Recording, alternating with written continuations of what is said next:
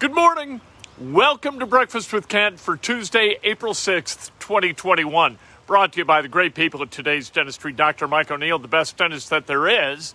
So employ him as your dentist. Give him a call, 317-849-2933. It's just that easy to take control of your dental health again. He's been my dentist the last 27 years. I've never gone to another one since I first went to Dr. Mike O'Neill.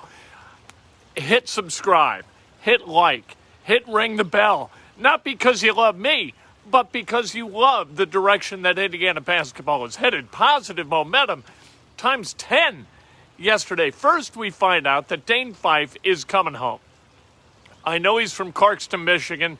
He's a native Michigander. He's worked the last 8 years for Tom Izzo and Michigan State University. But Indiana University, to me, is home for Dane Fife. He's coming home. He's going to work on Mike Woodson's staff. That is terrific news.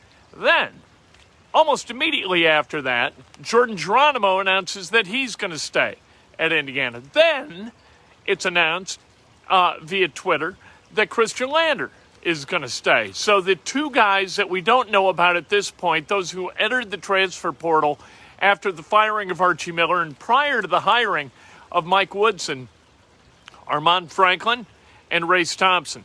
I've always thought that Armaan Franklin was kind of hedging toward staying and that Race Thompson was hedging toward leaving. I think Race Thompson, he might want to go home to the Twin Cities and play at the University of Minnesota for Ben Johnson, who wants to lock down the borders of Minnesota. You know, Minnesota is a state with one Division I basketball program, the University of Minnesota. Indiana's got 10, right? So there you go. Thank you, Brian. Appreciate that.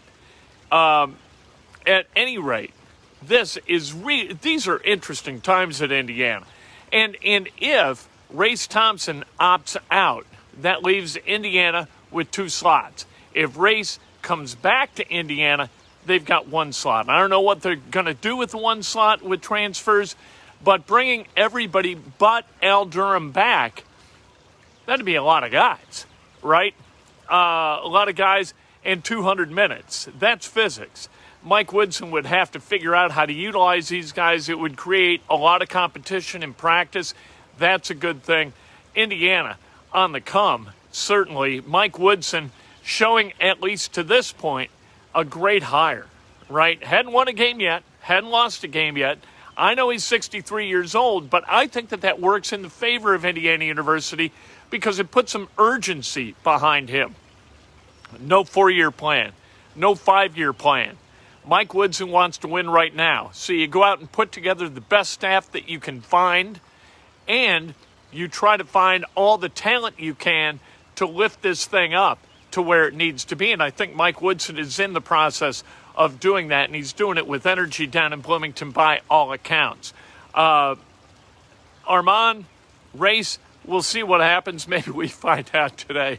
Every time we think, well, we can kind of take a breath, and there's going to be a recycling of some information.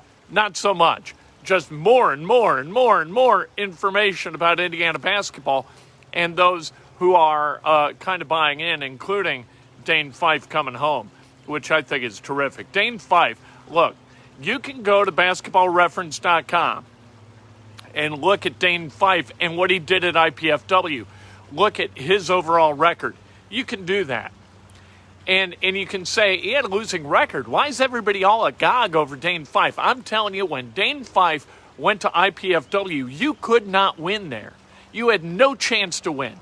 They were an independent, new to Division I, Dane Fife building that thing from scratch, recruiting to a commuter school with a nascent Division I product that had no conference. Who the hell wants to play for that? He went out, put together a competitive team that became more and more competitive. They were invited to join the Summit League. They did. And by the end of his 6 years in Fort Wayne, they were winning. They won 18 games his last year there. That was coaching at a level that I cannot even fathom. You can look at the records if you want and say, what'd this guy do? You know what he did? He did the impossible at IPFW.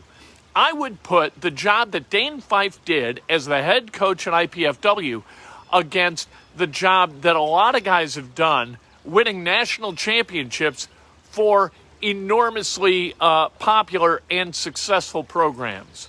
I think it's harder to build what Dane Fife did than it is to win a national championship at a program that is accustomed to that level of play. Dane Fife is a flat-out terrific coach and a better guy. Indiana's still the last undefeated national champ. That 1976 team still hanging on. Last night, Baylor beat Gonzaga, and so that that still belongs to Indiana. I guess that's a good thing for Indiana. I don't know. I wanted to see Gonzaga win. I like the way they move the ball. They don't dribble it a lot. It's pop, pop, pop, pop shot, which is nice. But Baylor, man, if you can shoot it well, you can win games. They shot better than 40% from beyond the arc last night. And when it rains, man, they can score 9 in 3 possessions like that. They can put a 9-0 run on you in about 40 seconds. They are really, really good. They are long. They rebounded like hell last night, out-rebounding Gonzaga by 11 on the offensive glass. Really good stuff from Baylor. They took a 10-point lead from before the first TV timeout at 15:45 left in the first half. And Gonzaga hit a 3 with just over 15 left in the first half. That was the last time that Baylor led by less than 10. It was 10 at halftime, and then Baylor just kind of pulled away until they were able to empty the bench at the end of the game, which I like. So congratulations to Scott Drew and the Baylor Bears. I don't know how you recruit to Baylor, tell you the truth. Waco, Texas. I don't know how you get that done. Hubert Davis hired as the head coach at UNC. Told you that was going to happen. They were going to keep it in the family. Hubert Davis, we'll see what he does at North Carolina. Roy Williams thought that the job had kind of passed him by, and so it's Hubert's to do with what he will. Sam Darnold traded to the Panthers for a 6th rounder this draft coming up in 23 days, and then a 2nd and 4th in the 2022 draft. If I'm Zach Wilson, and it looks like Zach Wilson is going to be the guy that the Jets are looking most closely at to draft number 2 overall, you know what? I tell him, you draft me, I'm sitting a year. I'm going to re-enter the draft in 2022 because I am not playing for your ass. I am not going to be that next guy that you throw to the wolves and who gets killed because you can't surround me with weapons or a decent offensive line, and I wind up like Sam Darnold, traded for he was a top 3 pick. He's 23 years old, Sam Darnold is. He's going to Carolina for a 6th, a 2nd, and a 4th. Not even a conditional. That tells you something about the New York Jets and the direction of that franchise. I want no part of that if I'm Zach Wilson or anybody else. But Darnold going to Carolina, he's going to get a fresh start. Hopefully he's able to take advantage of that. The Cubs, they won last night 5-3. Baez, Contreras, Bodie homered. And then Baez and Contreras get plunked. Contreras takes one in the noodle. If I'm the Cubs, I'm looking for a little vengeance. I got to tell you, you know what? Old school baseball, I like old school baseball. I got no problem with a little bit of payback. If the Brewers are going to start hitting guys because they go yard and put one in a guy's helmet, I'm going after somebody. Trevor Williams was terrific last night. A native Chicago, and his dad was in the stands. They spoke at length to the dad. I mean, my God, how long are you going to do these interviews? 3 questions and done. We don't need this guy to carry a half inning for you, for God's sake. Anyway, Cubs with a win last night. That's a good thing. They're 3-1 on the season. We're only 4 games in. Let's not go crazy about the Chicago Cubs. I'm just really, really happy with what Indiana's done over the last couple of weeks. I think they've set this program back on the rails, and we're going to see what happens once the ball goes up and how these guys play. But so far, this has been a really good offseason for Indiana basketball. Pacers tonight against the Bulls at Bankers Life Fieldhouse. Pacers like a 1.5 favorite. We don't know whether Sabonis was held out of practice yesterday. Who knows whether he's going to play, whether Brogdon's going to play, whether Lamb's going to play. We don't know. What we do know is that the last time all these guys sat, and that was Saturday against the Spurs, Pacers, they got an overtime win, and it was lots of fun to watch. Yeah, I think we can handle old school baseball. I think it's okay. I got no problem with putting one in a guy's ribs, right? You throw at mine, I'm throwing at yours. That's just the way it is. That's baseball to me. Never at the head. Never go head hunting. But plunking a guy in the glute, plunking a guy in the ribs, I think that's fine. 92 in the ribs sends a message. You do that enough, and pitchers who can't stop hitting opponents, you know what? They're going to start getting dirty looks in the clubhouse. That's the way things work. There's got to be a consequence, right? Always a consequence for negative action, and you're going to be all right. Let's celebrate some birthdays, shall we? I'm just really, really happy about Indiana basketball.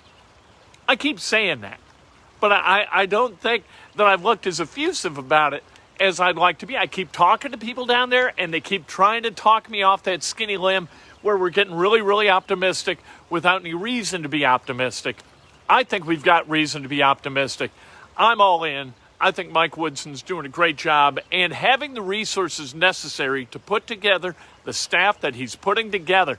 Good for Scott Dolson for getting that cash for Mike Woodson, because that staff is going to be critical in the development of that roster, and that's a big reason why a lot of these guys are opting back in. Thank you, Brian. Appreciate it.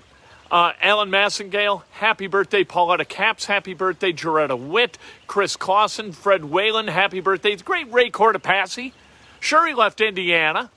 That's fine. He's up in Chicago working for WGN. I got no problem with that. Jim Raymer, happy birthday. Will Palachik, happy birthday. Chris Eckstein, and Wally McNew, happy birthday. If today's your birthday, you celebrate like hell. If it's not your birthday, you celebrate somebody else. That's best done with an honest and specific compliment. Look at the fish, everyone.